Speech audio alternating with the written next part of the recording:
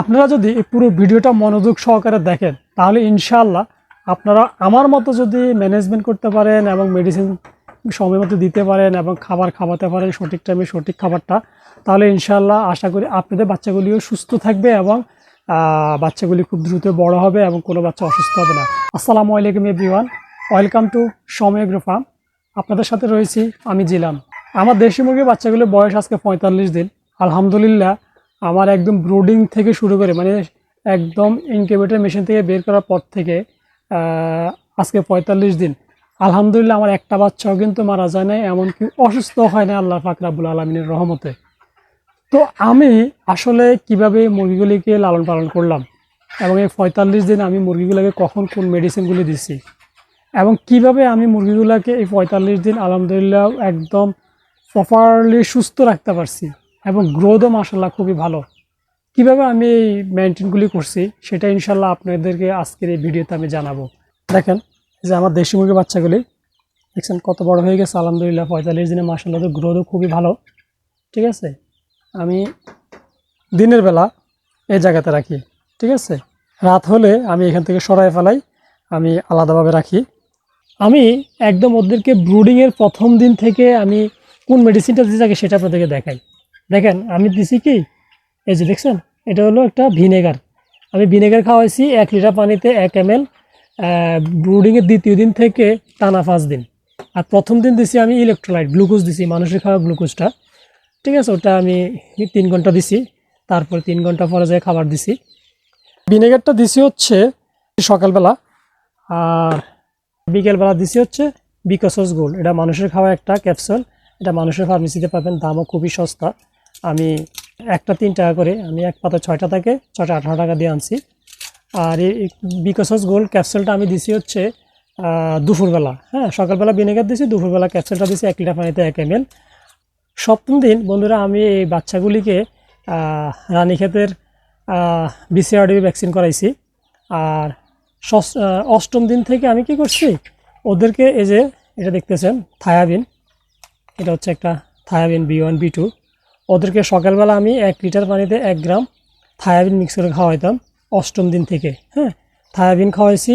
আর বিকেলবেলা দিছি হচ্ছে কি সাদা পানি, মানে আমি এটা চালাইছি টানা 5 দিন, থায়াবিন খাওয়াইছি। তারপরে থায়াবিন শেষ করে আমি যেটা দিছি হচ্ছে বন্ধুরা এই যে দেখেন এটা হচ্ছে লাইসোভিট। হ্যাঁ, লাইসোভিটটা দিছি। লাইসোভিটটা হচ্ছে মুরগির রোগ প্রতিরোধ ক্ষমতা বৃদ্ধি করে। একটা কথা বলতে ভুলে গেছি আপনাদেরকে, এই যে থায়াবিনটা, আমি থায়াবিনটা কেন খাওয়াইছি মুরগিকে, থায়াবিনটা খাওয়াইছি মুরগি অনেক সময় দেখবেন যে মুরগির বাচ্চা ব্রুডিংয়ে প্যারালাইজড হয়ে যায়, ঘাড় বাঁকা হয়ে যায়, পা বাঁকা হয়ে যায়, হ্যাঁ প্যারালাইজড হয়ে যায়। তো ভিটামিন B1 B2 খাওয়াইলে মুরগির আর প্যারালাইজডের সমস্যা হয় না। তো আমি এই জন্য টানা 5 দিন 1 লিটার পানিতে 1 গ্রাম পাউডার মিক্স করে মুরগিকে খাওয়াইছি এই থায়াবিনটা।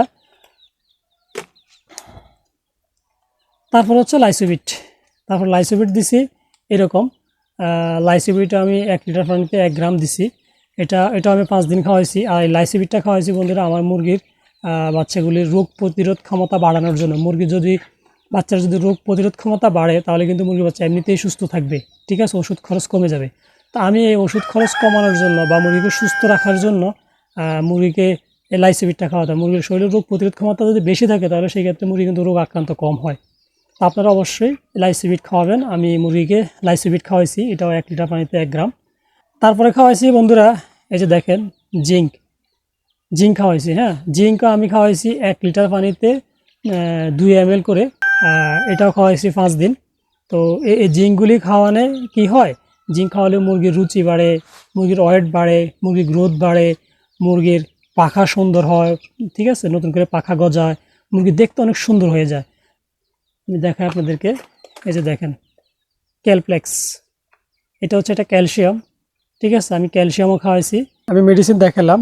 আর আমি যেটা করছি হলো ওদেরকে একদম প্রথম দিন থেকে আমি ওদেরকে স্টার্টার ফিড খাওয়াইছি।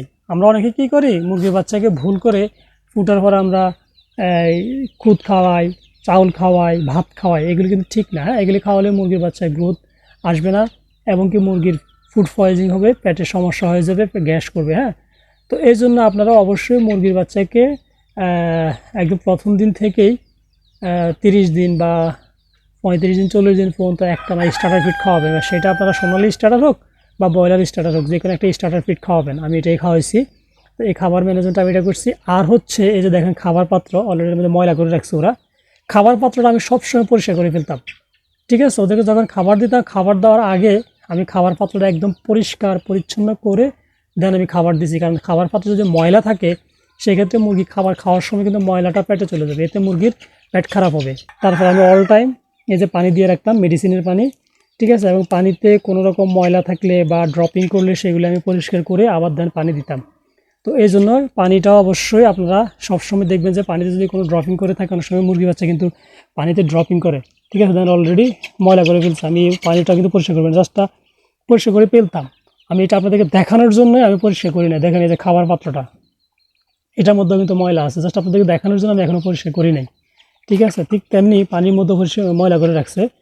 তো আমি এগুলিকেও পরিষ্কার করে ফেলি কিছুক্ষণ পর পর, ঠিক আছে। কারণ কোনোভাবেই যেন মুরগি বাচ্চা পেটে খাবারের সাথে কোনো খারাপ কোনো কিছু মানে ময়লা জাতীয় কোনো খাবার যেন না যায়, কারণ ময়লা জাতীয় খাবার গেলে মুরগি বাচ্চা অসুস্থ হয়ে যাবে।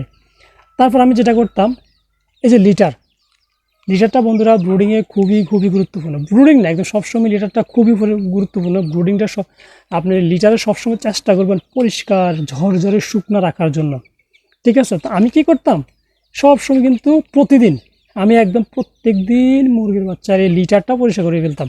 ওদেরকে তো আমি দিনের বেলায় শুধু এখানে রাখি, রাত্রে তো আমি সরাই ফেলাই। আমি কি করি, রাত্রে সরানোর পর সকালে যখন আবার এখানে দেই, এখানে দেওয়ার আগে আমি কি করি, ওদের এই জায়গাটা একদম পরিষ্কার করে ফেলি। পরিষ্কার করে দেন এখানে কিছু তুষ ছিটাইয়ে দিই।